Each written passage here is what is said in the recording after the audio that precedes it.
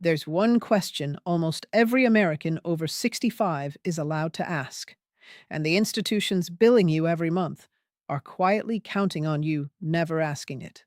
The question is this: I'm over 65. What am I exempt from? 7 words.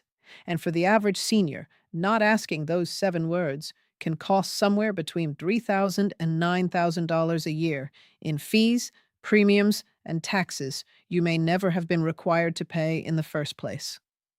Now, I want to be straight with you because your trust is the only thing this channel runs on. Most of these charges are not illegal. I'm not going to tell you a bank is breaking the law by charging a monthly fee. What I am going to tell you is that nearly every one of these costs has a legal exemption, a discount, or a program sitting right next to it, already written into the rules, already approved, already waiting. And the only thing standing between you and that money is a phone call and the right question. Here's why I care about this so much. My father-in-law spent 8 years overpaying his property tax in Hamilton County, Ohio, about $300 a year more than he owed. He qualified for the senior homestead exemption from the very first year he was eligible. The county mailed him an assessment every single year. Not once did that letter say, "Mr. Kowalski, you may be entitled to a reduction." He found out 2 months before he passed away from a neighbor at a church picnic. 8 years, roughly $2,400, gone to a program he qualified for the whole time and was never told about. I'm not going to let that happen to you. So if this is the kind of thing your parents, your neighbors, or you should know, do me one favor before we start. Hit like and subscribe. The more this video spreads, the more seniors hear these 7 words before their next billing cycle. And that's the whole point of this channel. Quick disclaimer: this is educational, not legal or financial advice. Rules, income limits, and amounts vary by state and by your situation. So verify every item with your own provider before you act. Verify, but please actually ask. Now, 7 fees, 7 exemptions, 7 conversations to have before this month's statements land. Number 1, the property tax you may be overpaying right now. This is the big one, and the one most likely to apply to you today, regardless of your income or your home's value. Nearly every state offers some form of senior property tax break, an exemption, a reduction, an assessment freeze, or a circuit breaker program. The names differ, and the income rules differ, but the principle is the same. If you're 65 or older, and you own and live in your primary home, your state or county very likely has a legal way to lower or freeze your property tax bill. Depending on where you live and what your home is worth, that can mean anywhere from a few hundred to several $1,000s a year.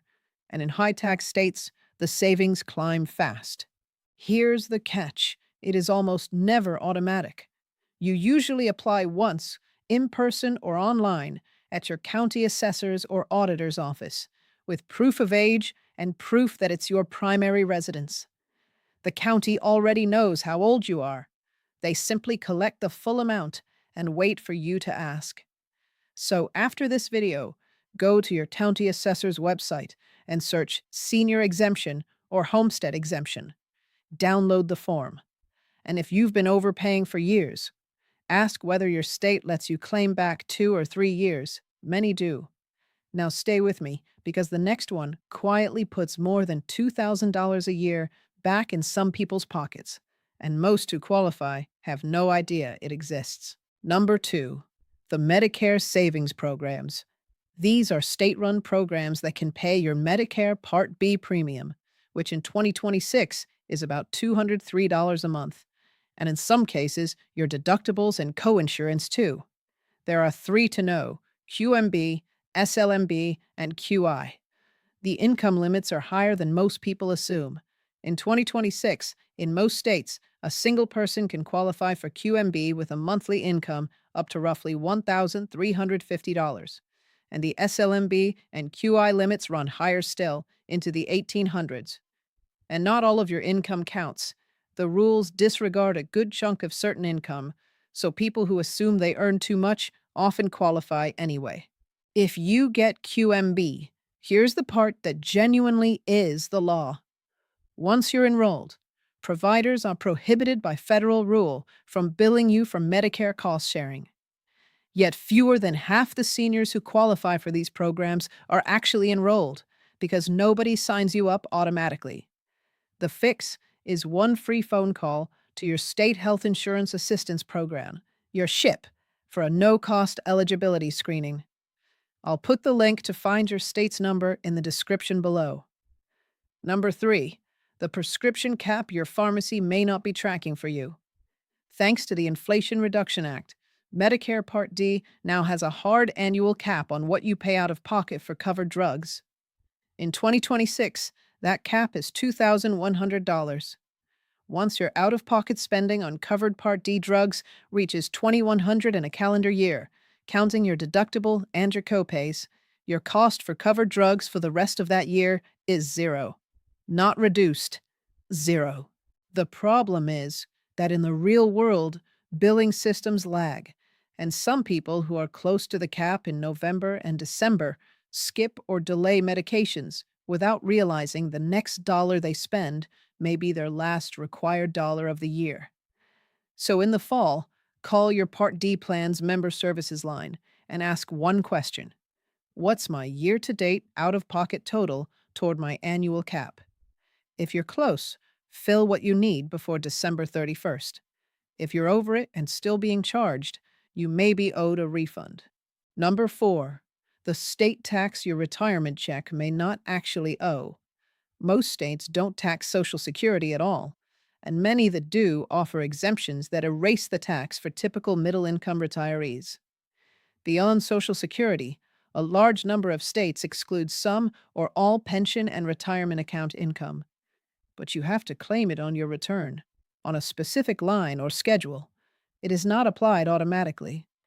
A rush tax preparer or out-of-date software can miss it, and a senior filing their own return who's never heard of it will miss it entirely.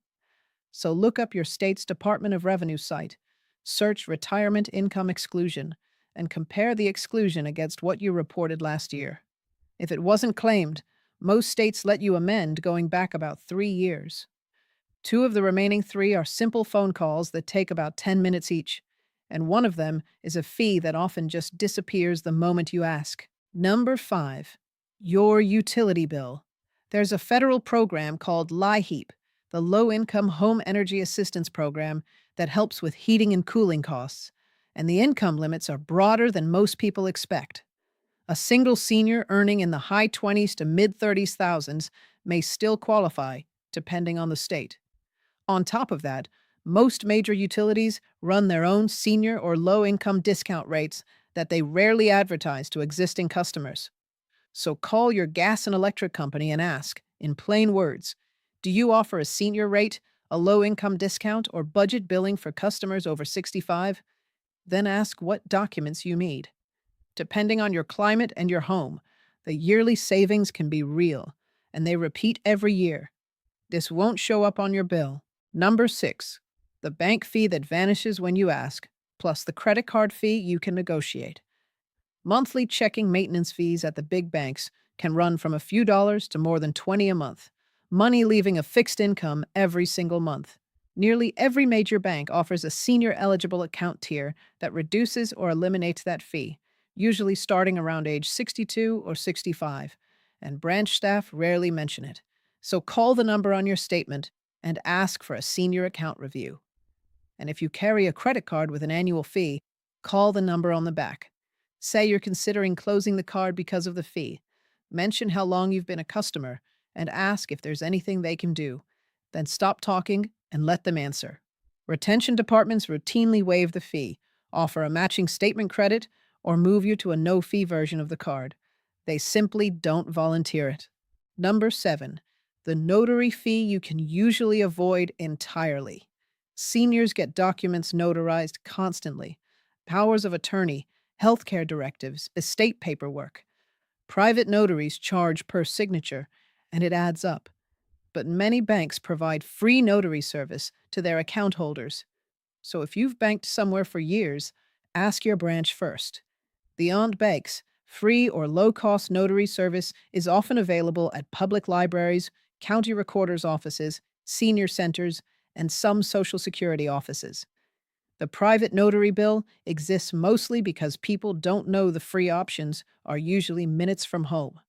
So before you pay, ask your bank, do you notarize free for account holders? Now put it all together.